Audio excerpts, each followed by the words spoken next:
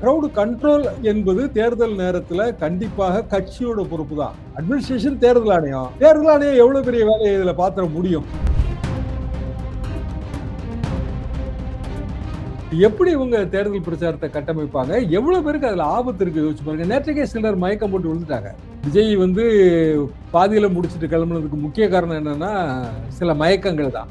அப்புறம் எல்லா இடத்துல இருந்தும் வந்து அங்க அவங்களோட இளைஞர்கள் எல்லாரும் பறந்து வந்து விஜயோட செல்ஃபி எடுத்துக்கிறதுல ஆர்வம் காட்டினாங்களே தவிர, ஒரு தேர்தல் பிரச்சாரம் அதுல வந்து எப்படி மக்கள்கிட்ட வந்து நம்மளோட தேர்தல் அறிக்கையை கொண்டு போய் சேர்க்கணும், இப்படித்தானே எல்லாரும் பார்ப்பாங்க. சிம்பிள் ரீசன் என்னன்னா இவங்க இப்படிதான் இருப்பாங்க போல இருக்கு. இவங்களை என்ன சொன்னாலும் நம்ம மாற்ற முடியாது, ஆட்சிக்கே வந்துடக்கூடாது. ஆட்சிக்கு என்னங்க, பெர்சன்டேஜுக்கே வர விட மாட்டாங்க. நீங்க வந்துங்க என்னைக்கு ஜனங்களோட வெறுப்பை நீங்க கிரியேட் பண்றீங்களோ, ஜனங்களுக்கு எப்போ வந்து நீங்க இடைஞ்சல் ஏற்படுத்துறீங்களோ, அப்பவுமே வந்து நீங்க மக்கள்கிட்ட இருந்து அந்நியப்பட்டுருவீங்க. ஒரு 10% ஓட்டு வரும்னு நினைக்கிறது நாளைக்கு குறைஞ்சு போயிடும். டிரான்ஸ்ஃபார்மர் மேல நேரத்தே நம்ம பார்த்தோங்க. அது ஒரு சின்ன அசம்பாவிதம் ஏற்பட்டா கூட பல பேரோட உயிர் பறி போயிடும். எல்லாம் இளைஞர்கள், அவங்களுக்கு தெரியலன்னே வச்சுக்கிடுவோமே. இளைஞர்கள் ஆர்வம் ரீதியா தவறா தெரியாம செய்யறாங்க. ஆனா நம்ம திருத்த வேண்டிய கடமை நமக்கு தானே இருக்கு. நிச்சயமாக விஜய்க்கு இருக்கலாம்.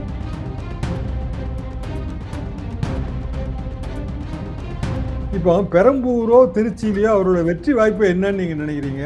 2 தொகுதியிலுமே தோத்துருவாருங்க. ரொம்ப அழுத்தமாவே நான் பதிவு செய்ய விரும்புறேன். என்ன காரணம் அப்படின்னா, விஜய் மாதிரியானவர்களுக்கு ஜெயிக்கிற வாய்ப்பு ரொம்ப ரொம்ப ரொம்ப குறைவு.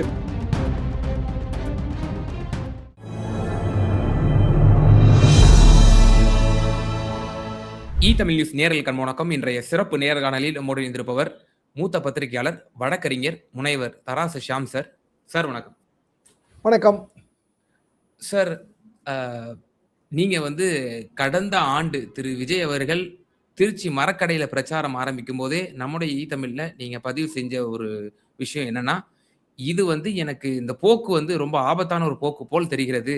அன்ஆர்கனைஸ்டு மாபா இந்த கூட்டம் இருக்கிறது, பயமா இருக்கு எனக்கு அப்படின்ற ஒரு உணர்வை வெளிப்படுத்தினீங்க. எதிரொலியாக கரூரில் மீள முடியாத துயரம் ஒன்று ஏற்பட்டது. அதுக்கு நிகராக இப்போது ஓபன் ஜீப்ல இத்தனை மாசத்துக்கு பிறகு அவர் வந்து கொளத்தூர்ல வந்து மேற்கொண்டாரு நேற்றைய தினம். முதல் நாளிலேயே 2 பிரச்சாரம் வந்து ரத்தாயிருக்கிறது. ரத்தானது மட்டும் இல்லாமல் தாவேகா தரப்பு வழக்கம் போல திமுகவை குற்றம் சாட்டியும் காவல்துறையை குற்றம் சாட்டியும் அவர்கள் பிரஸ் மீட்டை சந்தித்ததை நம்மளால் பார்க்க முடிகிறது. தலைமை தேர்தல் ஆணையரையும் தற்போது தாவேகா தரப்பு சந்திக்க போவதாகவும் தகவல்கள் வந்து கொண்டிருக்கின்றன. இந்த அன்ஆர்கனைஸ்டு மாபு எப்படி அலை போல் மோதியது கொளத்தூரில், இதற்கும் செந்தில் பாலாஜி தான் காரணம்னு அவங்க சொல்ல போறாங்களா, இதுக்கும் திமுக தான் காரணம்னு சொல்ல போறாங்களா, இல்ல கொளத்தூர் சிஎம் தொகுதிங்கிறனால இதுக்கும் சிஎம் தான் காரணம் அப்படின்ற ஒரு குற்றச்சாட்டு வைப்பாங்களான்னு நமக்கு தெரியல. எப்படி பாக்குறீங்க விஜயினுடைய தாவேக்காவினுடைய இந்த போக்கு தொடர்ந்து நீடித்துக் கொண்டிருக்கிறது? இது ஆரோக்கியமானதா? விஜயை விட பெரிய பெரிய சூப்பர் ஸ்டார்ஸ் தேர்தல் பிரச்சாரத்துக்கு வரதெல்லாம் நான் நேரடியாகவும் பார்த்துருக்கிறேன், பள்ளி மாணவனா பார்த்துருக்கேன், கல்லூரி மாணவனா பார்த்துருக்கிறேன், பிரச்சார கூட்டங்களில் பங்கெடுத்திருக்கிறேன், பத்திரிகையாளனா பார்த்துருக்கிறேன். எடுத்துக்காட்டாக எம்ஜிஆர் எஸ்எஸ்ஆர் 62 தேனிங்க ஒரு கத்தி வீச்சு சம்பவமே நடந்து போச்சு. ஹோஸ்டல் கவர்மெண்ட் தான், காங்கிரஸ் கவர்மெண்ட் ஹோஸ்டல் கவர்மெண்ட். ஆனா அதெல்லாம் அந்த தலைவர்கள் லாகவமா சமாளிப்பாங்க. ஒண்ணு. இன்னொன்னு ஆர்கனைஸ்டா இருக்கிற கிரௌடு. அப்போ எம்ஜிஆர் எஸ்ஆர் திமுக வந்து மதுரை அப்போ ஒரே மாவட்டம் தாங்க மதுரை. அங்க வந்து அவங்களுக்கான அந்த கட்டமைப்பு ரொம்ப அதிகம். கிரவுட் கண்ட்ரோல் என்பது தேர்தல் நேரத்துல கண்டிப்பாக கட்சியோட பொறுப்பு தான். காரணம், அட்மினிஸ்ட்ரேஷனுக்கு அதுல வேலையே கிடையாது. அட்மினிஸ்ட்ரேஷனே கிடையாது. அட்மினிஸ்ட்ரேஷன் தேர்தல் ஆணையம் எவ்வளவு பெரிய வேலையை இதுல பாத்திர முடியும்? எந்த ஒரு கிரௌடுமே. நீங்க 67 எஸ்ஆர் மட்டும், எம்ஜிஆர் துப்பாக்கி சூடு. அதுக்கு பிறகு ஜெயலலிதா அம்மா பிரச்சாரங்கள். அவங்க தனியாக வந்து திருச்செந்தூர் இடைத்தேர்தல் பிரச்சாரம் பார்த்திருக்கிறேன். 84 ஒட்டுமொத்த சட்டமன்ற தேர்தல் பிரச்சாரம் பார்த்திருக்கிறேன், எம்ஜிஆர் இல்லாத காலகட்டம். அதுக்கு பிறகு 88 அவங்க அதிமுக அதன் சார்பாக பிரச்சாரம் பார்த்திருக்கிறேன். 84, 88 அவங்க ஸ்டார் கிடையாது, ஆனா ஒரு அட்ராக்டிவான பொலிட்டிஷியன். சிவாஜியோட பிரச்சாரம் பார்த்திருக்கிறேன், தமிழக மக்கள் முன்னேற்ற முன்னணி நினைக்கிறேன். அது வெற்றி பெறலைங்க. ஆனா ஜானகி அம்மாளோட கூட்டணி திருவண்ணாமலையிலிருந்து அந்த பிரச்சார பயணத்தை நாங்க தொடர்ந்து ஃபாலோ பண்ணி போயிருக்கிறோம். இதே மாதிரி கூட்டங்கள் எல்லாமே வந்து கிரவுட் கண்ட்ரோல் என்பது எப்போதுமே வந்து கட்சிக்காரர்கள் பொறுப்பு தான், தலைவர்கள் பாதுகாப்பு உட்பட. காவல்துறை அங்கொன்று இங்கொன்றுமா தான் இருக்கும். அவ்வளவுதான் இருக்க முடியும். ஏன்னா தேர்தல் நேரங்கும் போது ஒரே நேரத்துல பல தலைவர்கள் வந்து கூட்டம் போட்டிருப்பாங்க. அது ஸ்ப்ரெட்டா தான் இருக்க முடியும். நம்மகிட்ட இருக்கிற காவல்துறை வந்துங்க லிமிடெட் ஃபோர்ஸ் தான்.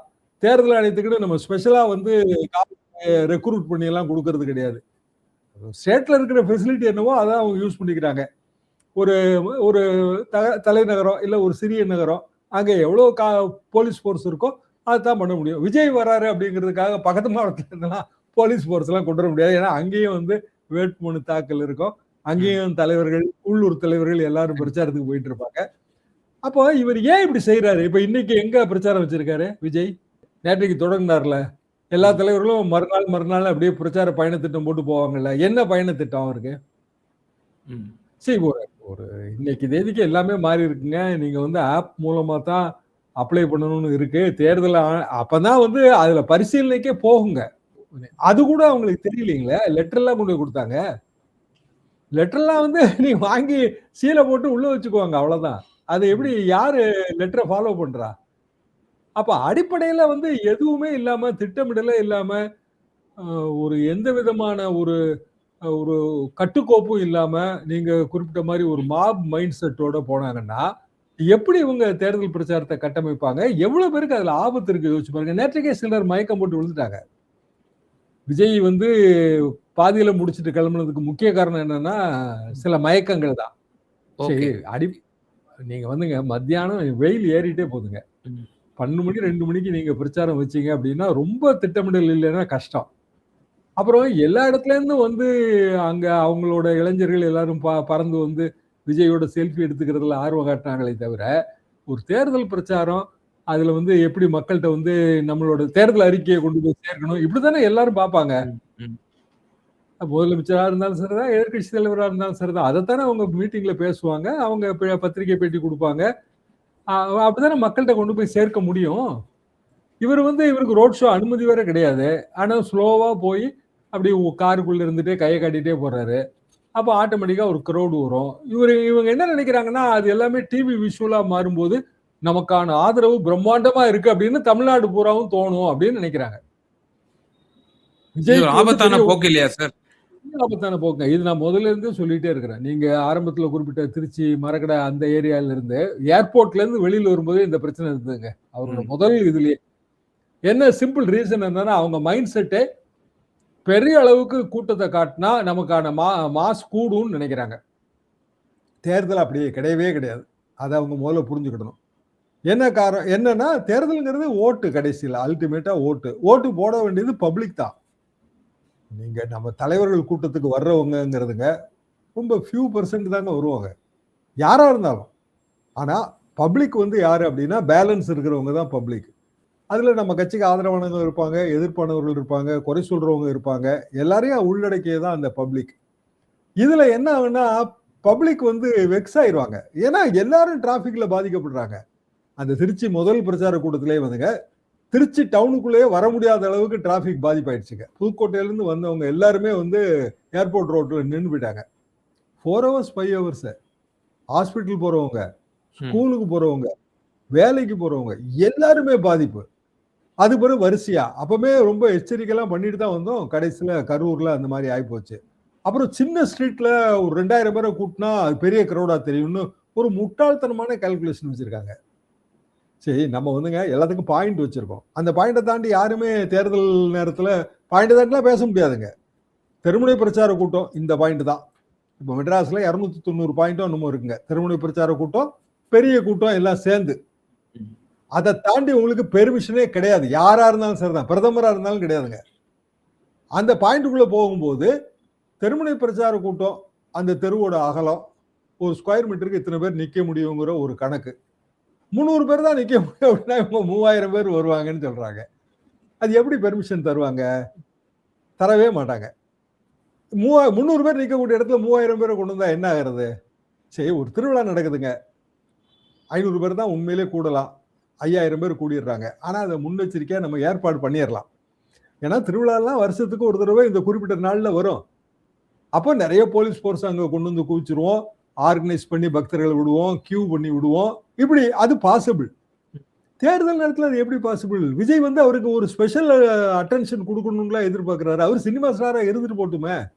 சரிங்க, அவரு வீட்ல இருந்து வர்றாருல டெய்லி. அப்ப இவ்வளவு கூட்டம் கூடுதா? இல்ல.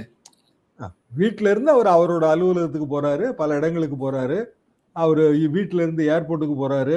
அவரு தனி விமானத்துல போறதுக்கு. அப்பலாம் என்ன கூட்டம் கூடிருதா? ம்.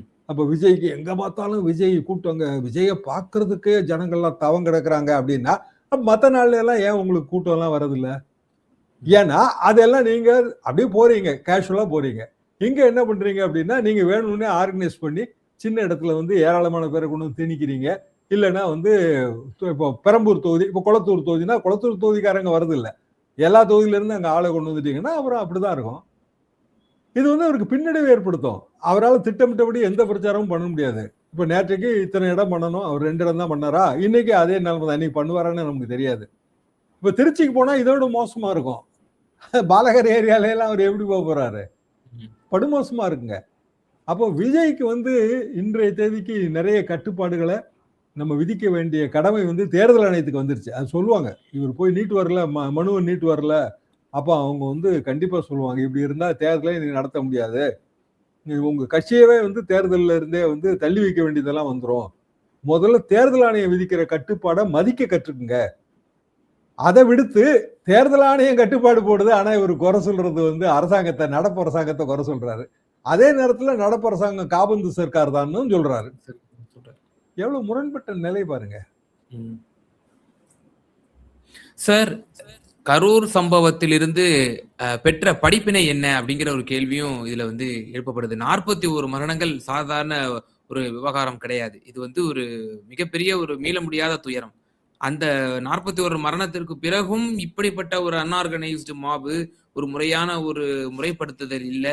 இது நீடிச்சிட்டு இருக்கிறது வந்து தாவேகா வந்து என்ன மெசேஜ் சொல்ல வர்றாங்க? தாவேகா பேர்ல ஜனங்களுக்கு வெறுப்பு தாங்க வரும். சிம்பிள் ரீசன் என்னன்னா, இவங்க இப்படிதான் இருப்பாங்க போல இருக்கு. இவங்கள என்ன சொன்னாலும் நம்ம மாத்த முடியாது. ஆட்சிக்கே வந்துடக்கூடாது. ஆட்சிக்கு என்னங்க பெர்சன்டேஜுக்கே வர மாட்டாங்க. வர விட மாட்டாங்க.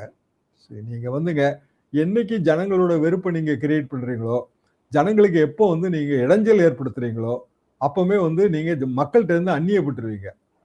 ஒரு 10% ஓட்டு வரும்னு நினைக்கிறது நாளைக்கு குறைஞ்சு போயிடும். 15% ஓட்டு வரும்னு நம்ம கால்குலேட் பண்ணி வச்சிருப்போம். கடைசியில 3% தான் வரும். சிம்பிள் ரீசன் என்னன்னா, டிவி எப்படி வந்து கொஞ்சமாக இருக்கிற கூட்டத்தை பெரிய கூட்டமாக பிரம்மாண்டப்படுத்தி காட்டுகிறதோ, அதே மாதிரி நம்ம தவறுகளையும் பிரம்மாண்டப்படுத்தி காட்டும். ஏன்னா அது வந்து வீடு வீடுக்கு போய் சேருது. அதுக்கு பிறகு நம்மகிட்ட இருக்கிற சமூக ஊடகங்கள். சமூக ஊடகங்கள் எல்லா தவறுகளையும் சுட்டி காட்ட ஆரம்பிச்சிருவாங்க. இன்னைக்கு வந்து திமுக அரசாங்க காரணம், காவல்துறை சரியில்லைன்னு இன்னைக்கு குற்றம் சாட்டலாங்க. ஆனா நாளைக்கு, நாளை மறுநாள் வந்து இதை அனலைஸ் பண்ணப்படும் போது வந்து நம்ம பேர்ல இருக்கிற குற்றச்சாட்டு பெருசா தெரிய ஆரம்பிக்கும். விஜயோட மைனஸ் பாயிண்ட் என்னன்னா, அவருக்கு நடப்பு அரசியல் புரியல. புரிந்தவர்கள் சொல்லும் போது அவர் கேட்கணும். அவரோட கட்சியில இப்ப செங்கோட்டையன் மாதிரி சீனியர்ஸுக்கும் இது வந்து பெரிய பின்னடைவை ஏற்படுத்தும். ஒவ்வொரு இடத்துலயும் நீங்க விஜய்க்காகத்தான் ஓட்டு, வீட்டுக்கு வீடு விஜய் இருக்காங்க, விஜய் இருக்காங்க அப்படின்னா, வீட்டுக்கு வீடு இருக்கிற விஜயவும் நம்ம கண்ட்ரோல் பண்ணி வளர்ப்போமா, இல்ல தருதலையா போட்டுன்னு அவுத்து விட்டுருவோமா? பெற்றோர் வந்து குழந்தைகளை வந்து கண்ட்ரோல் பண்ணி தானங்க வளர்க்க நினைப்பாங்க. தலைவர்கள்ட்ட இருந்து நம்ம பாடம் கற்றுக்கொள்ளணும்ல. இப்ப எம்ஜிஆர்ட்ட இருந்து என்ன கத்துக்கிட்டீங்க? பெண்களை மதிக்க வேண்டும், போதைப் பொருள் பயன்படுத்தக்கூடாது, குடிக்கக்கூடாது, உடம்ப நல்லா கட்டுமஸ்தா வச்சுக்கிடணும், மக்களுக்கு நன்மை செய்யணும். இப்படித்தானே நீங்க கத்துக்கிட்டு இருப்பீங்க. அதுதானே வந்து அவரோட ஹீரோ ஒர்ஷிப். யாரா இருந்தாலும் சொல்றேன். நீங்க திரைமொழியாக இருந்தாலும் சரிதான், தனி மனித வாழ்க்கையா இருந்தாலும் சரிதான், எல்லாமே வந்து தலைவர்கள் நம்ம தனி மனித வாழ்க்கையை பற்றி சாதாரண பப்ளிக்கை விட தலைவர்களோட தனி மனித வாழ்க்கையை பற்றி ரொம்ப கவலைப்படுவாங்க. சிம்பிள் ரீசன் என்ன, அவங்க தலைவர்கள், அவ்வளவுதான். எனக்கு ஒரு வாய்ப்பு கொடுங்க அப்படின்னு விஜய் கேட்கிறாருங்க. உங்களுக்கு வாய்ப்பு கொடுக்கலான்னா அந்த வாய்ப்பு வந்து இப்படியான வாய்ப்பா எல்லாம் முடிஞ்சு போயிடும். உங்க கேடரை நீங்க கண்ட்ரோல் பண்ணணுமா வேணாமா? கேடரை நீங்க வந்து அவனை அரசியல் ரீதியாக அறிவுறுத்தல் கொடுக்கணுமா வேண்டாமா? எப்ப நீங்க வந்து அரசியல் கட்சியா மாற போறீங்க? வெறும் காட்சியா மட்டுமே இருக்கிறதுல அர்த்தமே இல்லைங்களே. வெறுமனே காட்சி. நான் வந்தா கூட்டம் நிறைய இருக்கணுங்க, வேனுக்குள்ள இருந்து நான் கை காட்டுவேன், ஜனங்கள்லாம் செல்ஃபி எடுப்பாங்க, எனக்கு ஓட்டா வந்து எல்லாமே மாறிடும், அடுத்த முதலமைச்சர் நான் தான். எவ்வளவு பெரிய பகல் கனவு பாருங்க அது. சார் அதே போல இந்த ஒரு கட்டுக்கடக்காத கூட்டம் எங்க போனாலும் வர்றத பார்க்கிறோம். இதெல்லாம் ஓட்டா மாறுமா மாறாதா அப்படிங்கிற ஒரு விமர்சனம் நேத்து கூட செல்வ பிறந்தை கூட வச்சாரு. அஜித்துக்கு கூட நல்ல கூட்டம் வரும். இதெல்லாம் வந்து யாருக்கு வேணாலும் வருங்க. நீங்க சிம்ரன் பிரச்சாரத்துக்கு வந்து அதிமுக காலகட்டத்துல சிம்ரனை பிரச்சாரத்துக்கு கூட்டு வருவாங்க. நீங்க பார்த்திருக்கீங்களா? ஜெயலலிதா ஓ! காலகட்டம். ஓ! அப்படியே அப்ப பழகரப்பையா வந்து ஒரு இன்டர்வியூல சொல்லியிருப்பாரு. எங்க தெருவுல பழகரப்பையா சொல்றாரு. சிம்ரன் வராங்கன்னு சொல்லி பக்கத்து தெரு, அதுக்கு அடுத்த தெரு எல்லாத்துல இருந்து ஆளுங்க போயிட்டாங்கங்க.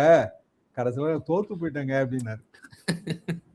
என்ன ரீசன்னா, சினிமா மேல ஒரு இயல்பான ம். ஈர்ப்பு இருக்கும். அது தவறுன்னுலாம் நான் சொல்ல வரல. ஆனா, அந்த ஈர்ப்பு தான் ஓட்டு அப்படின்னு நினைக்கிறது ரொம்ப பெரிய ராங் கால்குலேஷன்.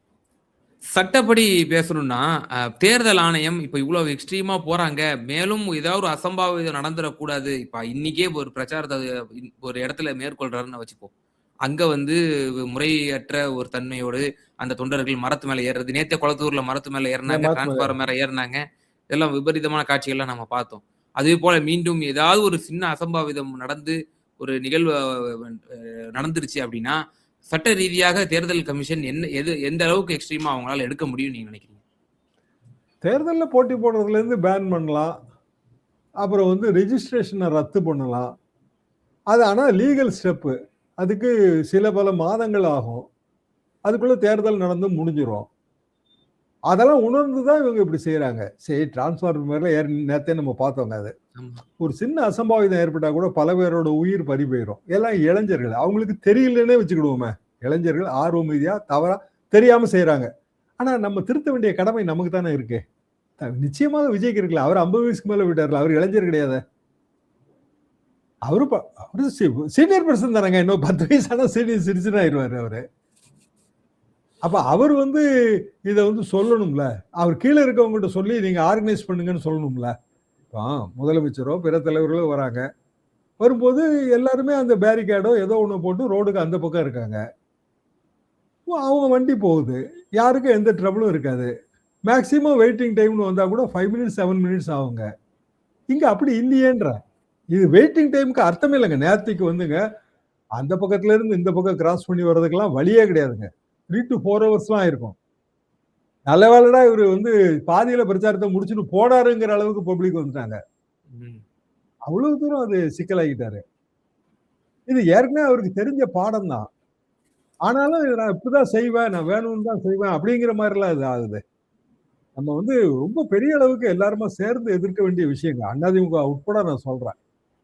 ஒரு கட்சி, ஒரு அரசியல் அமைப்பு அப்படின்னா, அது இப்படிதான் இருக்கணுங்க. அப்பதான் மக்களுக்கு அதுல நன்மை கிடைக்கும். நீங்க முதலமைச்சர் ஆகுறதுக்காக நான் ஓட்டு போட முடியாது. நீங்க முதலமைச்சர் ஆனீங்கன்னா என்ன செய்வீங்க? எப்படி செய்வீங்க? அதுக்கான உங்க கட்சி அமைப்பு என்ன? இதெல்லாம் சேர்த்து தானே நான் வந்து ஓட்டு போடுறதா வேண்டாமான்னு முடிவு எடுப்பேன். இல்ல விஜய் முதலமைச்சர் ஆகணும். அதுக்கு எல்லாரும் வரிசையா அப்படியே கோடிக்கணக்கான ஓட்ட போட்டு விட்டுருவாங்க. எந்த ஊர்ல நடக்கும்? இது என்ன பைத்தியக்காரத்தனமான விஷயம்? அப்படின்னா விஜயோட எல்லா படங்களும் அப்படி பிரம்மாண்டமா ஓடிருச்சா என்ன? அவரோட ஃபெயிலியர் படங்கள் ஏன் ஓடல? ப்ராடக்ட் சரியில்ல ஓடல. அவ்வளவுதாங்க. நல்ல சினிமாவா இருந்தா எல்லாரும் பார்த்திருப்பாங்க. சினிமா நல்லா இல்ல. கொஞ்சம் ரசிகர்கள் பார்த்திருப்பாங்க. ஜெனரல் பப்ளிக்கு அது போய் சேராது இல்லையா? அப்படித்தானே? கண்டிப்பா. யோசிச்சு பாருங்க. அப்போ அரசியலும் அப்படித்தானே? ரசிகர்கள் வந்துருவாங்க. ரைட்டு. ஆதரவாளர்கள் கூட கண்ண மூடிட்டு ஓட்டு போட்டுருவாங்க. ஆனா, அந்த படம் ஓடணும் அப்படின்னா ஜெனரல் பப்ளிக் ஆதரவு வேணும்ல. என்னுடைய அரசியல் முக்கியமான கேள்வியே இங்க தான் சார். நீங்க மைய புள்ளிய வந்திருக்கீங்க. இந்த பெரம்பூர்ல கூட அவரால வந்து பேசுவதற்கு சில நிமிடங்கள் அவருக்கு டைம் இருந்துச்சு. அப்போது கூட அந்த பேச்சுல ஒண்ணுமே இல்லாம, உப்பு சப்பு இல்லாம, ஒரு சென்ஸ் இல்லாத ஒரு பேச்சை தான் வந்து வெளிப்படுத்தியது போல நான் உணர்ந்தேன். எந்த இஷ்யூஸ அட்ரஸ் பண்ணல. பேசுவதற்கு பல விஷயங்கள் இருக்கிறது. அதையெல்லாம் அட்ரஸ் பண்ணாம வழக்கம் போல வந்து தீய சக்தி, அ அது வந்து சாதாரணமா எப்பவும் வழக்கமா வைக்கக்கூடிய விமர்சனத்த வச்சுட்டு கான்ஃபிடென்ட்டாக வெற்றி நிச்சயம் அப்படின்னு சொல்லிட்டு கிளம்பிட்டாரு. இப்படியே சென்ஸ் இல்லாத பேச்சை அவர் தொடர்ந்து முன்வைத்துக் கொண்டிருக்கிறார். சினிமா பாணியையே கடைபிடித்துக் கொண்டிருந்தால் என்றால், இது அவர் பேச பேச மேலும் மேலும் எக்ஸ்போஸ் ஆவார்ன்னு நினைக்கிறீங்களா? கண்டிப்பாங்க. இப்போ பெரம்பூரோ, திருச்சியிலயோ அவரோட வெற்றி வாய்ப்பு என்னன்னு நீங்க நினைக்கிறீங்க? 2 தொகுதியிலுமே தோத்துருவாருங்க. நான் இன்னைக்கு அத ரொம்ப அழுத்தமாவே நான் பதிவு செய்ய விரும்புறேன். என்ன காரணம் அப்படின்னா, ஒரு வியாபார நிறுவனங்கள் அதிகமாக இருக்கிற பகுதி. திருச்சியும் சரி, பெரம்பூரும் சரி. கல்வி நிறுவனங்கள் இருக்கு. அப்புறம் தான் ஜெனரல் பப்ளிக் ஓட்டு. இந்த வியாபார நிறுவனங்கள் எப்போதுமே லோக்கல் பொலிட்டீஷியனை தான் விரும்புவாங்க. என்ன காரணம் அப்படின்னா, ஒரு வியாபார நிறுவனம் சின்ன சின்ன பிரச்சனைகள் வரும் போகும். யாராவது ஒருத்தன் வந்து திருடிருவான். இல்ல ஒரு எம்ப்ளாயி வந்து ஏதோ ஒரு சிக்கல். அந்த சிக்கல்ல வந்து ஏன்னா இன்னைக்கு வந்து ஆணும் பெண்ணுமா வேலை பார்க்குற நிறுவனம் ஆயிடுச்சு எல்லாமே. அதுல ஒரு போலீஸ் கேஸ் வரும்.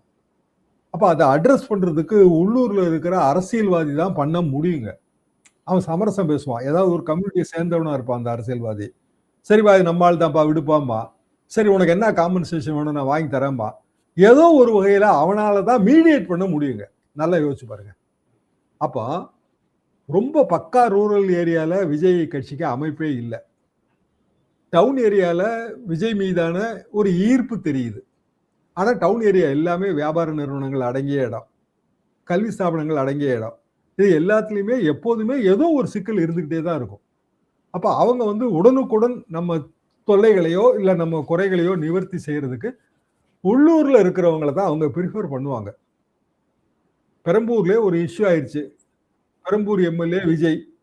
விஜயை பனையூர்ல போய் பார்ப்பாங்களா? ஓட்டே போட மாட்டாங்க. அதாவது நிறுவன முதலாளியே நான் சொல்லல. நிறுவனத்தை சார்ந்தவர்களும் ஓட்டு போட மாட்டாங்க. இது வந்து நீங்க பெரும்பாலும் பார்க்கலாம்.